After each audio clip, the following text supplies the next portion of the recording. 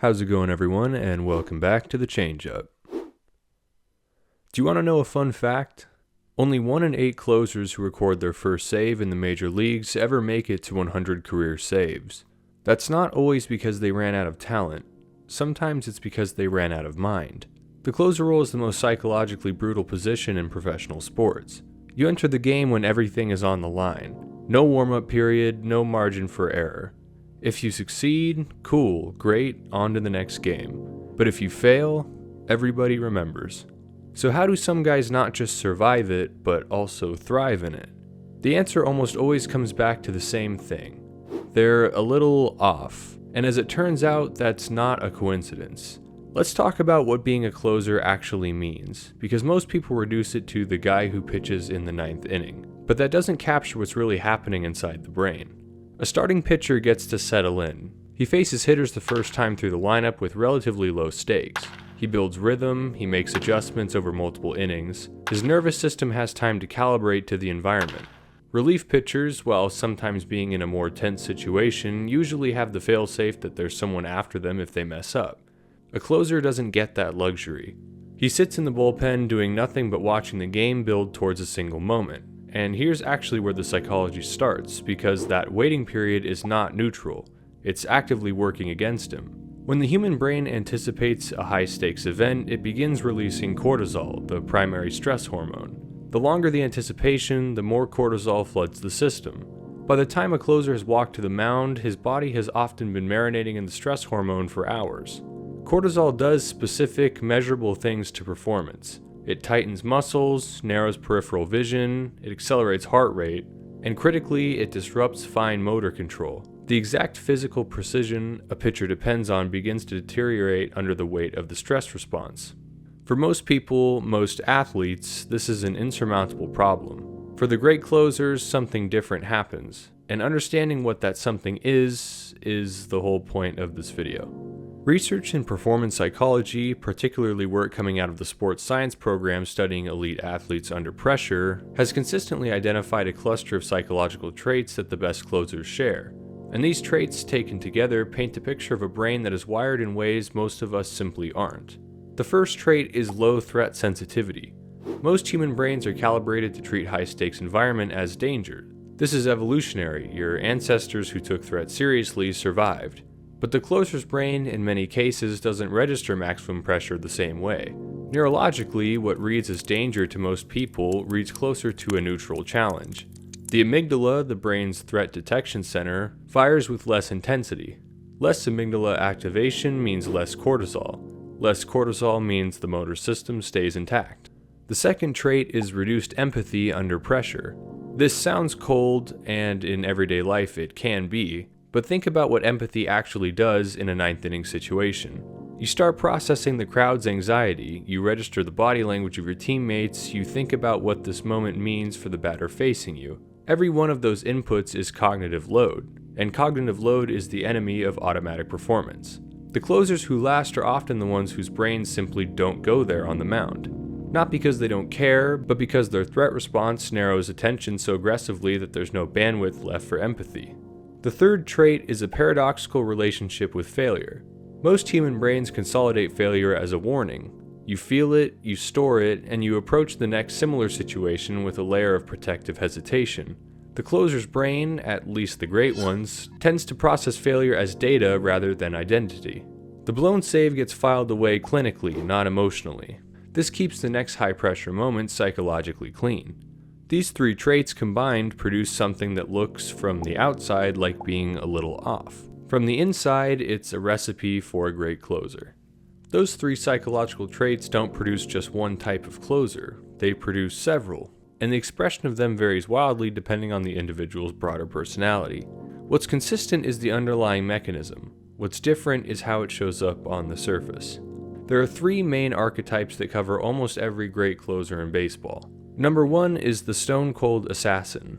Mariano Rivera is the most obvious example in baseball history, and the cleanest illustration of a low threat sensitivity in action.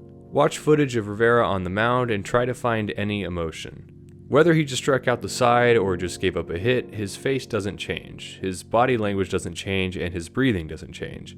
That's not an act, that's a nervous system that is physiologically different from yours and mine in high-stakes moments. What Rivera was experiencing on the mound, and what research on elite performers under pressure confirms, is something close to a state of parasympathetic dominance.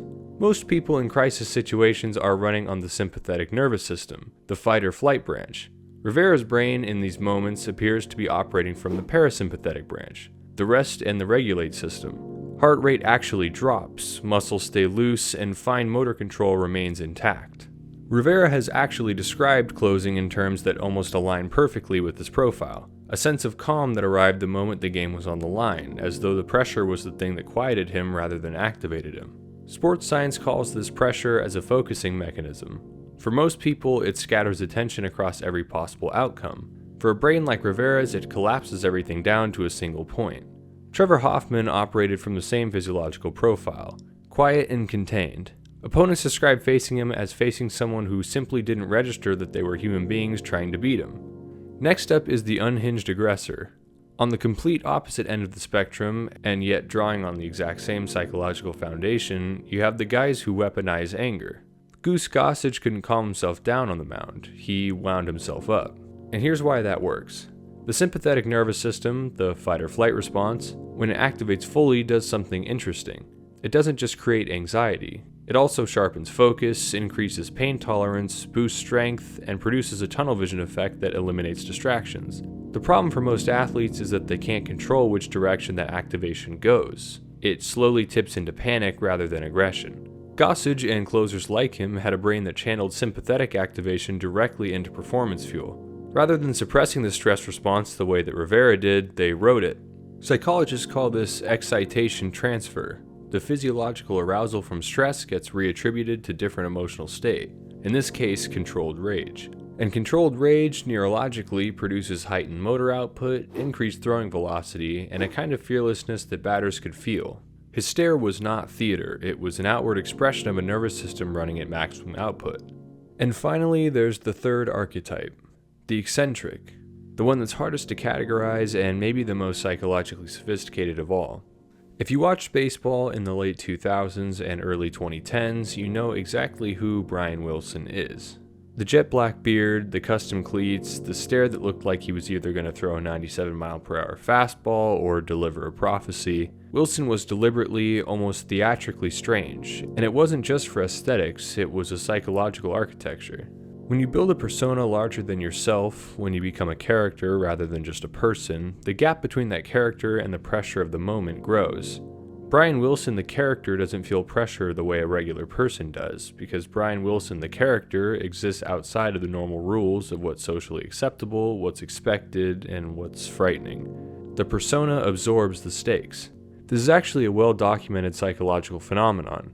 Performers, actors, musicians, and athletes who adopt alter egos under pressure show a measurably reduced cortisol response compared to when they perform as themselves. Researchers call it self-distancing. By becoming someone slightly other than yourself, you create a psychological separation from the threat. Wilson also leaned heavily on ritual. Pre-performance rituals work because they trigger what's called automaticity. When the brain runs a familiar sequence, the same steps in the same order every single time, it shifts the processing from the prefrontal cortex, where conscious thought and anxiety live, to the basal ganglia, where automatic behavior is stored.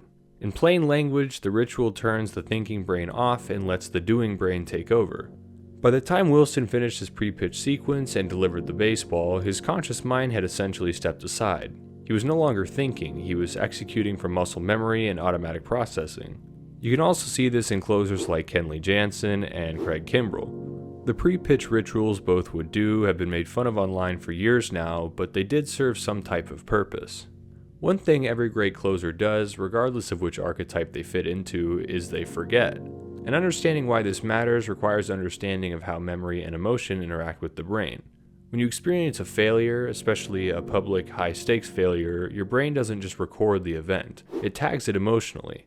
The hippocampus stores the memory, and the amygdala attaches an emotional charge to it. The stronger the emotional charge, the more readily that memory is retrieved the next time you're in a similar situation. For most athletes, a blown save in a critical game creates a memory with an enormous emotional tag. The next time they're in a safe situation, that memory fires, and with it comes the associated anxiety, the doubt, and the physical tightening that precedes failure. This is why blown saves are so often followed by more blown saves. The great closers appear to have a different relationship between memory and emotion, or they've developed techniques to manage it. In everyday life, in relationships, in emotional processing, the ability to detach from painful experiences is often a warning sign. Therapists work hard to help people feel their emotions rather than file them away. But on a pitching mound the next night, it's really the only way to survive. So what makes someone a good closer? What's the actual formula? The honest answer here is there isn't one. And that's the most fascinating thing about this entire topic. You can be Rivera or you can be Gossage. You can be methodically emotionless or theatrically unhinged. You can be the eccentric with the black beard and the persona, or the quiet assassin who never shows a thing. What you cannot be is ordinary. Because ordinary, in psychological terms, means a brain that responds to maximum pressure the way evolution designed most human brains to respond. With threat activation, with cortisol, with memory retrieval that pulls up every previous failure, with empathy that makes the moment feel heavier than it is. The closer role requires a brain that has found some way, whether through wiring, through training, or through persona, to step outside that ordinary response. Some closers were born with the neurological profile that makes this natural.